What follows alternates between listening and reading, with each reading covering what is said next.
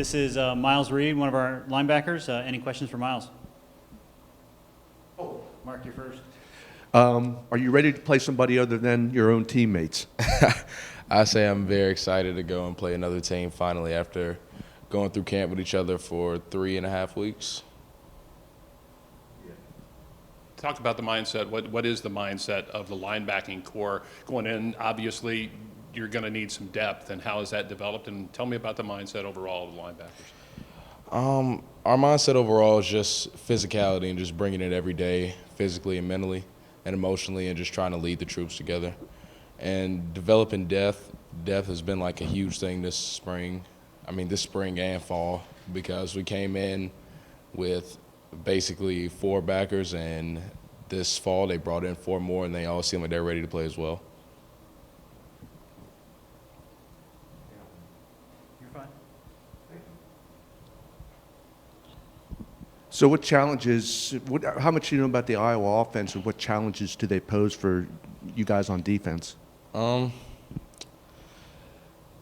Pretty much they like to run the ball at you and run it at you a lot and run it hard, and east and west mostly. A lot of mid-zone schemes, a lot of zone schemes. Not really too many gap schemes, but a lot of zone. So that'll be the biggest challenge, just stopping the run and just being very gap scheme and being very sound. And I feel like if we can do that, then we have a great chance. Are they like anybody you've played previously, like in the past year or so? Do they resemble anybody that you can use that experience against Iowa? When I look at their mid-zone schemes, I think of Buffalo a good amount. They kind of block it up the same way as Buffalo does. And I say Buffalo and Minnesota, the way they block mid-zone and run mid-zone. Defensively, probably the strength of the team right now is the defense going into the season. What kind of pressure does that put on you guys against a team like Iowa to perform and try and keep the ball away from them? I don't think it's much pressure. I think it's going to be one of those things where it's going to be a confidence builder, because I think everybody is everybody on our defense is very high on each other going in, and I feel like we should be the same way leaving out. I think we all expect to play very well, and we'd be very disappointed if we didn't. 7:30 game. Are you excited to open up your season under the lights? Yeah. I mean, I think it'll be like high school again almost, playing under the lights. Do you guys have anything special cooked up for the first quarter greeting to the kids in the hospital? No, we haven't came up with anything for that yet. Starting running back and I guess slot receiver as well, right? So questions for Maurice. Okay, conversely, I asked him what challenges their offense poses. What challenges does Iowa's defense pose for you guys, and what can you do to overcome those? Well, Iowa, they are very sound on defense. If they're supposed to be in a gap, they're going to be in that gap. So, but also that can hurt them. We can scheme, put people in positions where we have one-on-one matchups. So just figuring that out, toying with it throughout the week, and just putting our guys in the best setup to do the best. So. Obviously, the running backs, you lose a couple of really fine ones a year ago, but you guys have stepped up. I've watched you guys in practice. Talk about this. Tell me about this running back group, how it is in the room, and you guys again are multi-talented. You have a guy that can run the ball hard. You have a guy like you that can got all the speed in the world. This is really a depth-led, I guess, running back group. Yeah, we have a lot of great guys. We have Khan, shout out, just put on scholarship. We have Tyree, who's just come so far through fall camp, and he's definitely going to play. And JB, we all know JB, super fast. And DJ, which every down back, he's fast. He can do everything as well. And just like being able to know our roles, playing confident, trusting our talent, and that'll get us a long way. So. Not having been to many practices, I'm assuming that you worked with different quarterbacks every day with the starting unit. Do you feel comfortable with whomever is going to be starting out there now? Do you feel like you've gotten enough reps with all of them that you'll be able to function smoothly? Oh yeah, for sure. All of them have been getting a grasp of the offense. They all know the checks. They're all doing great, a phenomenal job. It's just really see who can do it when the lights are on. So, Anything else for Mo? Mo, I think you're set. all righty, thank you. All right, I think we're ready to go. Coach, why don't you just get us started with an opening statement, and then we'll take some questions. Yeah, we're excited to get the 2019 season set off, and excited about the opportunity at Iowa on a Saturday night. And we played there 3 years ago, and it was a good place to play. It was a really nice venue. We were treated very well. Now it's a night game, and add that to it. I think all the night games typically add a little bit of excitement, enthusiasm, and energy. So we're excited to go back. Obviously, playing a great opponent creates some things, from a structure standpoint. When you look at what Iowa's done offensively and defensively, and what their strengths are, and obviously standard Iowa team, crazy, big, physical. Inside and outside, not just in the trenches. They're physical on the perimeter on both sides of the ball. Defensively, great block destructors. They're very difficult to block at any position. They're really good at getting after the quarterback. They're tremendously sound defensively, like they always are. They just don't make mistakes. They just kind of, you watch games, and they just kind of plod along, and the other team's up, and looks like they're being outplayed. And then you look up in the fourth quarter, and Iowa's got a lead because Iowa just does what Iowa does, and they do it really well. And the recipe for winning, of being sound and being able to run the ball and be able to stop the run and don't turn the ball over. And obviously, I don't think they're as flashy as some of the teams you'll see around the country in college football, but they typically punch you right in the mouth and kind of remind me of the Stanford teams. That just, they're kind of no frills, but they play the game to win. And if you run the ball and stop the run and you win the turnover battle, you're going to win a lot of football games. And Iowa's proven that for years and years. And they know their identity. They know who they can recruit. They get these kids, and they develop them within their program. So it's an awesome challenge, not just because they're Big Ten, that obviously they get good players, but it's an awesome challenge because of how they play. And you have to match their mental toughness. You have to match their physical toughness. You have to match their discipline. You have to match that they don't beat themselves. So obviously for us, all the things that we're espousing to be, we'll be going up against on Saturday night at a really heightened level. And it's an awesome challenge, something that I know the kids are looking forward to. I know the staff's looking forward to. And it'd be a good measuring stick individually for players. It'll be a good measuring stick for our football team to go in Iowa on a Saturday night and get after them. A really difficult place for a quarterback to make his first start. What can you do, if anything, to kind of ease them into that, if anything at all? Yeah, no matter who it is. Yeah, it's just a learning experience. I mean, there's nothing.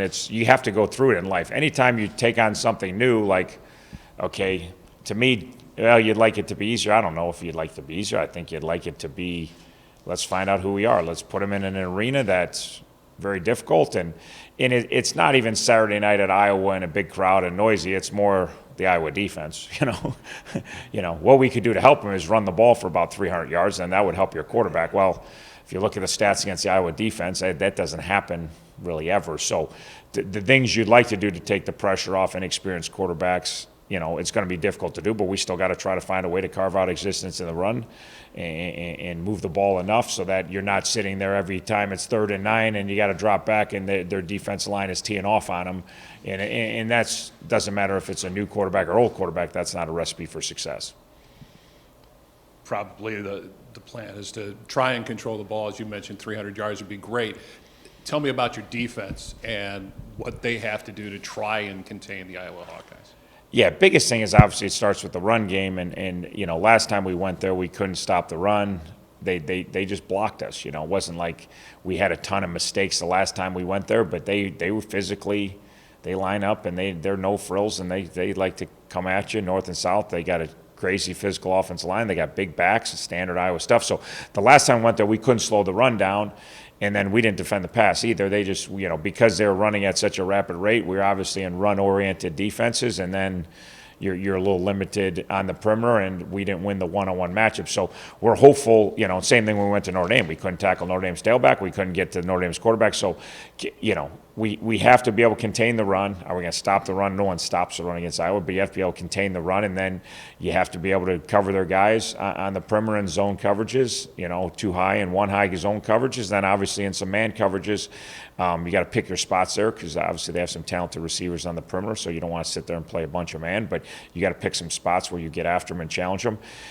So again, the last couple shots in bigger venues, against really good physical teams, we were pretty overmatched. And just, again, if they get their run game going, it's in their play action with their quarterback and his arm strength, and it can become a long day in a hurry. So, again, we got to be stout. We got to be mentally and physically tough. We got to fly around.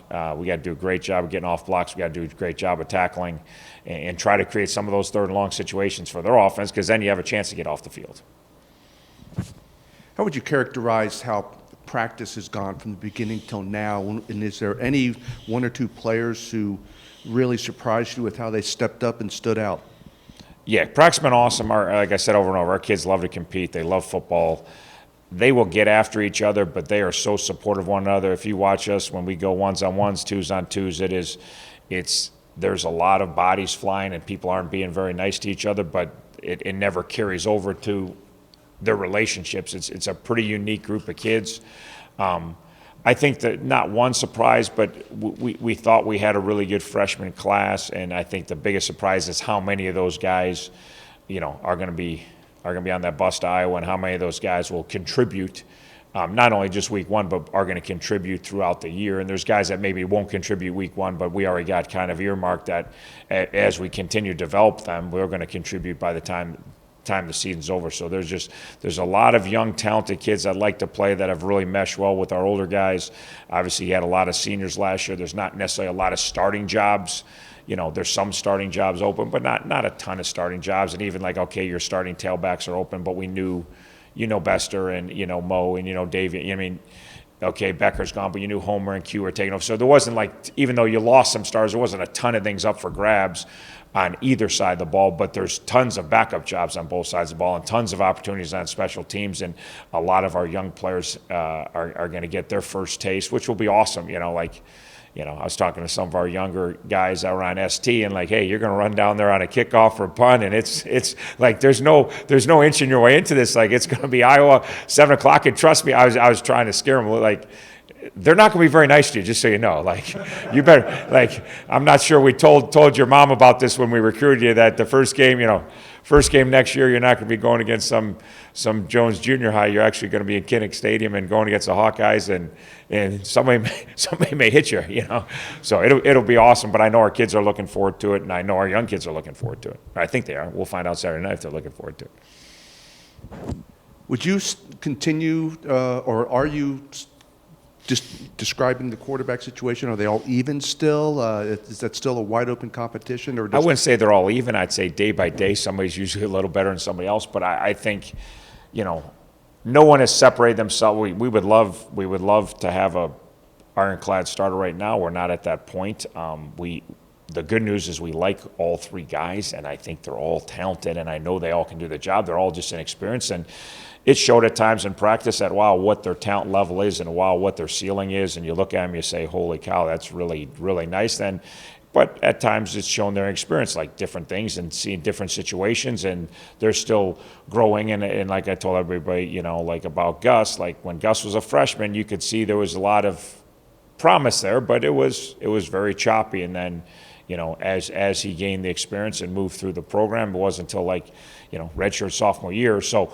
But we think there's a high level ceiling there with those guys. We think until somebody may take the job this weekend, that would be wonderful. But if not, we think we're going to try to gain experience from multiple kids starting this weekend, and we'll kind of take it 1 week at a time. We don't have an ironclad plan that we're going to name a starter by now or then.